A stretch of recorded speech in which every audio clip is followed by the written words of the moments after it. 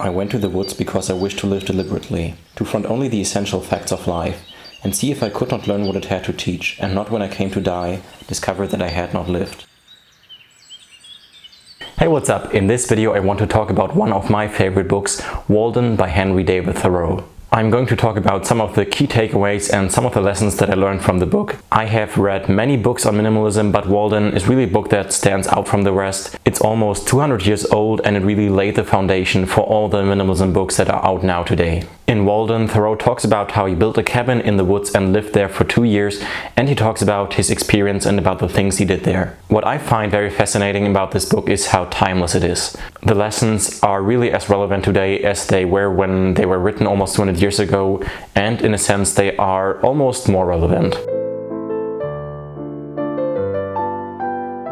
One of the most interesting chapters of Walden is to me the first chapter, which is called Economy. This is where Thoreau explains the basics of his philosophy. The chapter is called Economy because Thoreau actually explains the economy behind his way of living in the woods. He explains how much it cost to build his cabin, how much money he spent on tools and on food, and he also talks about how much money he made through work and also by selling crops. And what Thoreau realized is that the essentials of life are actually very affordable. The essentials, that means to him food, clothing, shelter and fuel, so the things that are actually necessary for survival, but he also names some things like a desk or books as next to necessities for intellectual people. He tried to live only with the things that are really essential, and he wanted to learn what is really necessary. So he lived really simply. His cabin was a very small structure with just a bed, a table, some chairs and a fireplace, and building his cabin only cost about as much as the annual rent for an average apartment. He also grew a lot of his own food.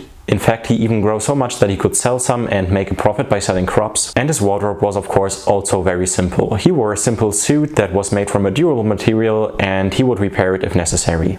Thoreau valued time a lot, and he looked at money from the perspective of how much time it takes to earn the money. The cost of a thing is the amount of what I will call life, which is required to be exchanged for it, immediately or in the long run.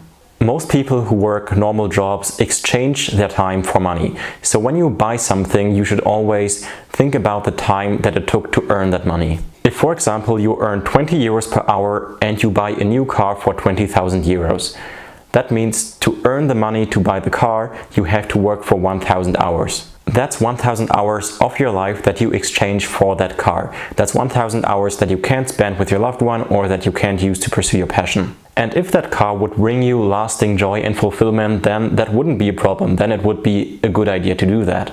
But we know that this is sadly not the case. When we want something and then we finally get it, we get a short boost of happiness, or I should say pleasure. But then we quickly get used to the new thing or the new circumstance, and we're back exactly where we were before. And then we need something new. We need a new goal, we need a new thing, and the cycle continues. It's kind of like chasing the horizon. As soon as we think we've made it, our goal just slips further away. So when we try to achieve happiness by getting everything we want, we will never be satisfied. It will never be enough, and we will live our lives in a state of constantly wanting more. Psychologists call this effect the hedonic treadmill or hedonic adaptation, and I think that's what Thoreau meant when he said, "The mass of men lead lives of quiet desperation." This is something that more and more people realize today. So they live in smaller homes, they buy cheaper cars and they go shopping less, and in return they can afford to work part-time or to retire early and spend more time on things that bring real fulfillment. Things like relationships and experiences and personal growth. So what Thoreau talks about here is still really relevant. Thoreau's way of living was very simple, so his living expenses were very low and he could afford to work only 6 weeks per year. So he could spend most of his time doing the things that he enjoyed most. Thoreau spent a lot of that time alone, in solitude.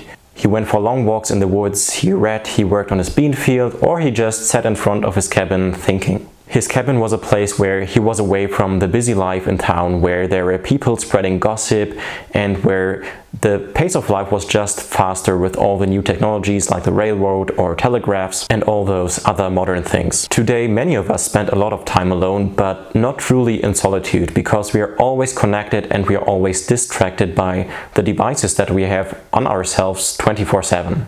So I think this is a lesson that we can learn from Thoreau. We need to learn to spend some time with ourselves, alone with our thoughts without any distractions, and just go for a walk in the woods without taking our phone with us. Now, this might sound like Thoreau was some kind of hermit who was always alone in his cabin, and that's what many people think of him, but that is actually not at all the case. In fact, his cabin was only a few miles away from the village of Concord, and he would walk into town almost every day to visit friends. He also frequently had visitors. At one point in Walden he writes, "I had 3 chairs in my house, 1 for solitude, 2 for friendship, 3 for society." He also writes about having long conversations with all kinds of people, with poets, with philosophers, with workers, and just with random people who would come by his cabin and wanted to talk. He was really open towards people, and he was interested to hear their stories and to hear their opinions. And when he talked to people, he was completely present with them. That is also something that I think many of us can learn from Thoreau. We often don't make enough time for solitude, but we also don't invest enough time in having quality time with others. So we can learn from Thoreau to take the time to have long conversations with people and to really listen. And also to have relationships with all kinds of people, not just people who are exactly like us and who share all of our opinions and beliefs, but who intellectually stimulate us and challenge us and to make us think. So that is something that I really want to work on and to do more of. To connect with people and to really connect with them and not just be connected in a superficial way 24/7, but to make time for real solitude, but also to make time for real human connection. Because I think we need both in our lives. When he was alone, Thoreau spent a lot of time observing nature, and a large part of Walden consists of very detailed descriptions of his observations. He describes things like the singing of the birds or the color of the pond and how it changes with the seasons, the melting of ice, and there's even a big battle between 2 ant populations that he describes in great detail. Today, a lot of us are very disconnected from nature. We spend a lot of time indoors, at home or at work or in malls, and that means that many of us are disconnected from our natural environment. For Thoreau, it was really important to be connected to nature. And when you read Walden, you can really feel how much joy he gets from simple things like observing birds. And today we know how important these things are for us.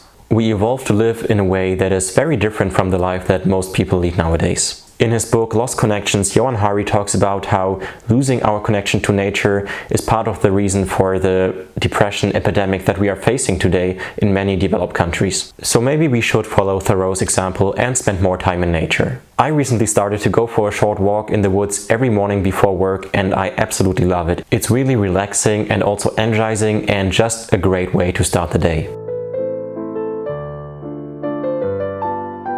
When I look at how Thoreau spent his time, what stands out to me is how slow his way of living is.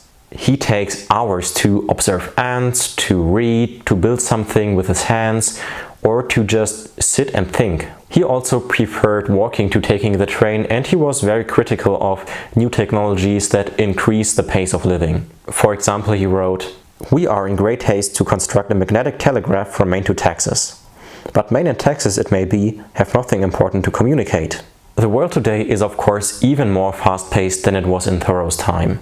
But there are a lot of people who, like Thoreau, wish to live a simpler and slower life. Slow living is a really popular movement at the time, and I think it's a great idea to take your time to do things, to cut some things out of your to-do list and instead spend more time doing one thing at a time. And also to take time to just take breaks and do nothing.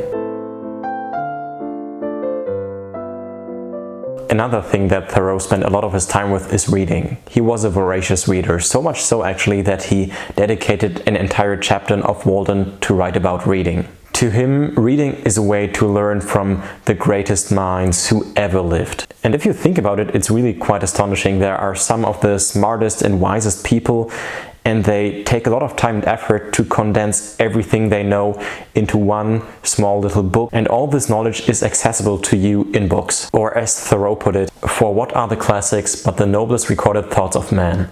They are the only oracles which are not decayed. And there are no such answers to the most modern inquiry in them as Delphi and Dodona never gave. Thoreau read all the classics. He read Homer and Plato and all these other great writers. And he read those books in their original languages like Greek and Latin. Thoreau thought that we should exercise our minds just like we exercise our bodies. So we should read books that challenge us and that might not necessarily be easy to read, but we should dedicate time to read them deliberately. And I couldn't agree more with Thoreau. I think reading is such a great way to expand our horizons, to learn, and to be confronted with new ideas. I usually take 1 or 2 hours every evening to read, and it's always one of my favorite times of the day. So if you aren't in the habit of reading yet, I would highly encourage you to give it a try. It might not come easy at first, but if you do it for a while and start easy with just a few pages every day and then you build on it, the return on investment will be incredible. If you need book recommendations, I made some videos about my favorite books that I'm going to share down below. And of course, I'm going to recommend you to pick up Walden and read it yourself. It's one of my favorite books and I've already read it twice. And if you're interested in minimalism, I think you're going to really like it. Thank you so much for watching. I hope you found this video interesting and I hope you enjoyed it. If you want to see more videos like this, don't forget to subscribe.